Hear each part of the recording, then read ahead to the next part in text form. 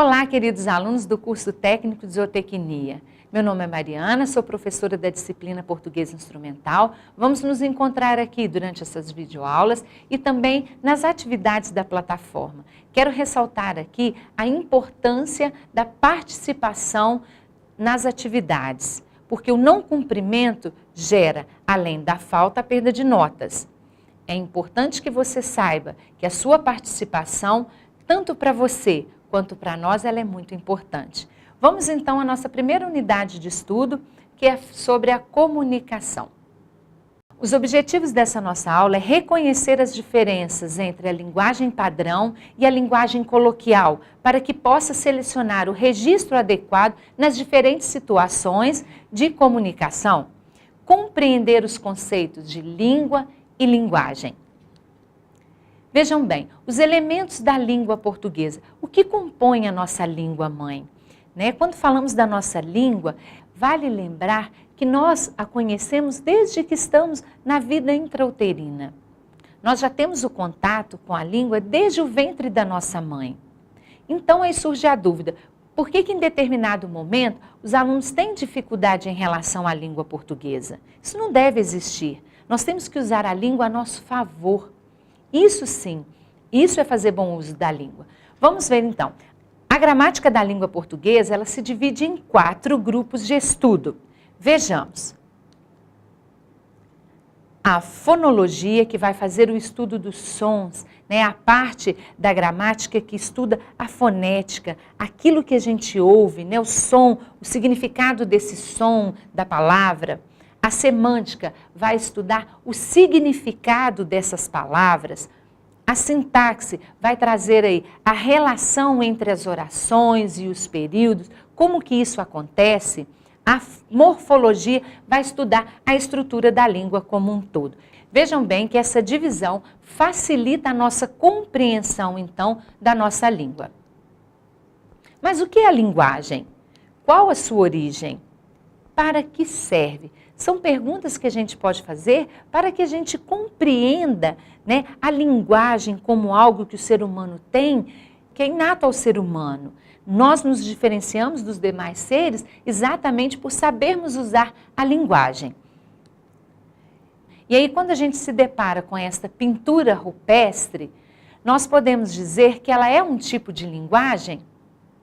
Sabemos que ela foi feita por homens primitivos que viviam lá nas cavernas e que, de alguma forma, através desses desenhos, eles quiseram nos mostrar algo.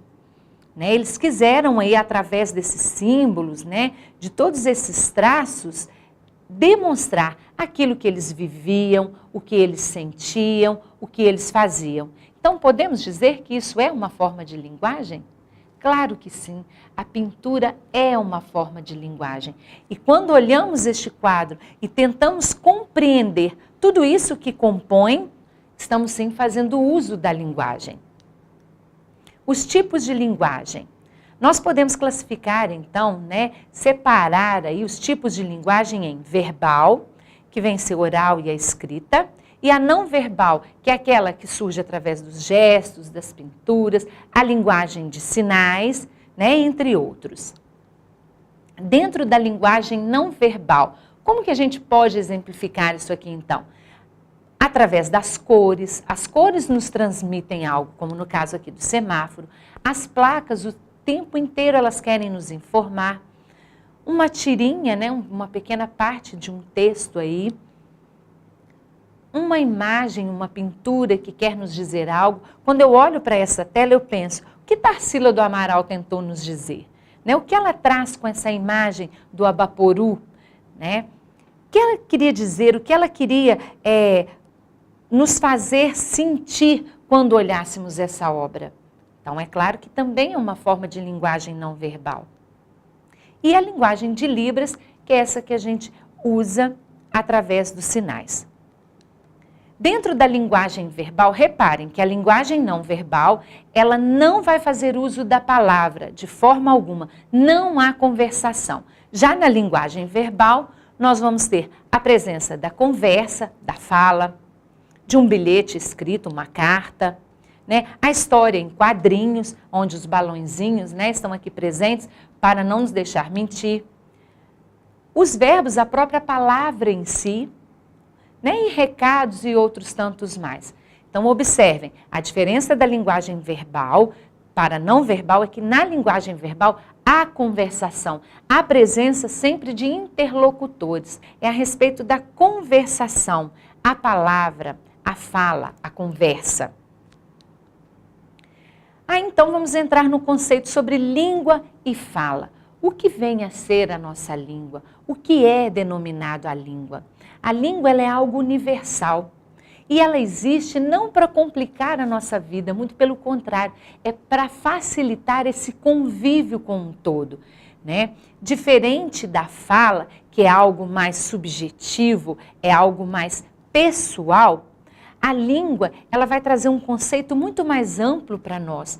Gente, fazer um estudo aprofundado da língua é algo muito gostoso, porque nos permite compreender, né, a origem, como que surgiu, ainda mais se tratando da nossa língua portuguesa, que é rica, belíssima, traz dentro de si, né, todo o conceito daquela língua do latim e dentro de outras tantas mais. Então, assim, a formação da língua portuguesa, né, no caso que a gente está especificando aqui, é a riqueza, porque ela é oriunda de diferentes línguas. E é claro que nesse momento aqui eu não posso deixar de citar a importância, né, da nossa língua mais que mãe ainda, que é o Tupi-Guarani, que é a língua dos nossos antepassados, né, que quando os portugueses chegaram aqui já existiam os índios.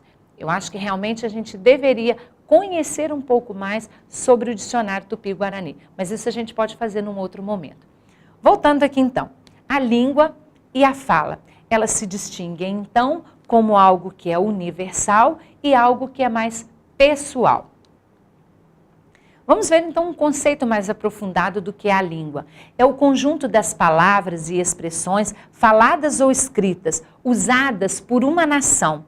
A língua de uma nação, o idioma, possui sua própria estrutura, dividindo-se em sintaxe, fonologia, morfologia, semântica e pragmática.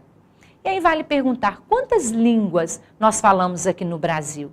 Imaginem toda essa expansão territorial, esse país gigantesco como o nosso. A gente pode dizer que a gente fala somente uma língua? Será? Dentro da língua, então, nós vamos ter duas modalidades, a língua falada e a língua escrita. Lembrando que há uma distinção muito grande entre elas.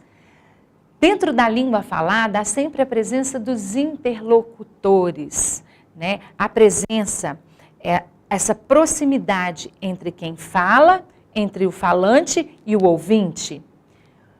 O mesmo contexto situacional.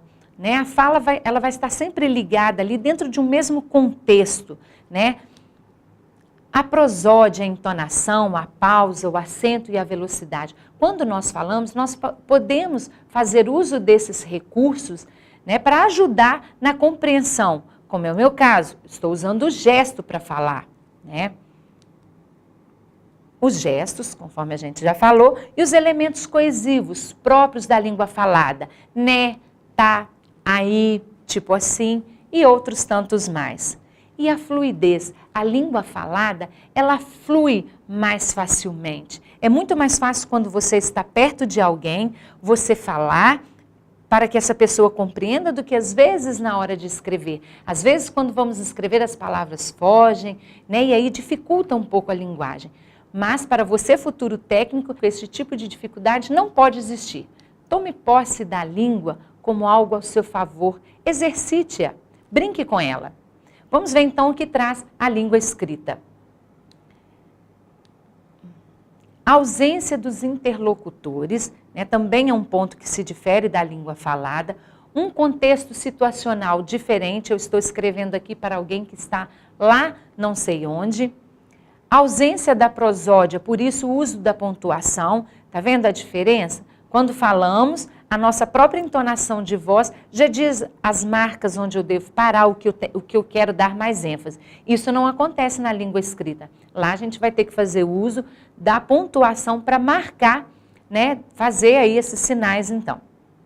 A ausência de gestos na linguagem escrita, isto não é possível.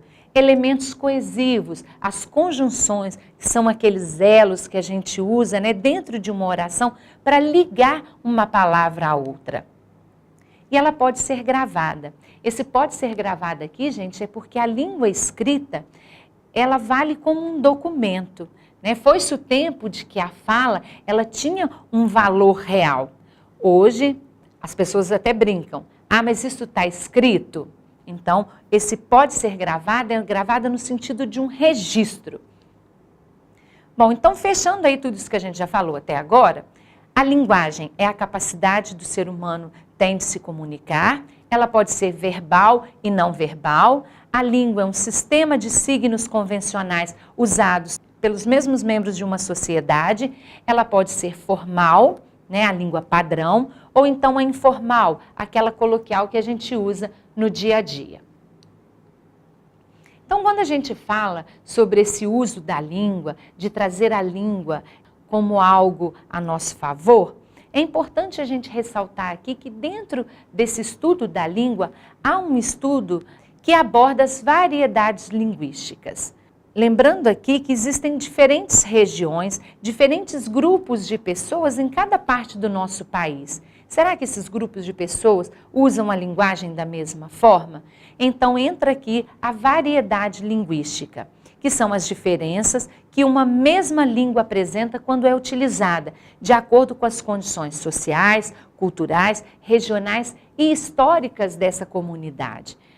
Tá vendo? Então a linguística, ao contrário da gramática, ela vai nos dar mais liberdade, né? Ela vai trazer de forma mais tranquila o ato da comunicação. A gramática é algo que restringe a normas, a regras. Já dentro da linguística, o estudo da linguística já aborda a comunicação, que o importante para a língua é, se eu falo e você compreende, ok, houve a comunicação, que é o fator principal da língua aí. Pessoal, vamos dar uma parada aqui, para que depois a gente possa voltar falando sobre variedades linguísticas, né, fazendo esse estudo aí, continuando esse estudo da língua. Não saia daí, fique aí, eu volto já.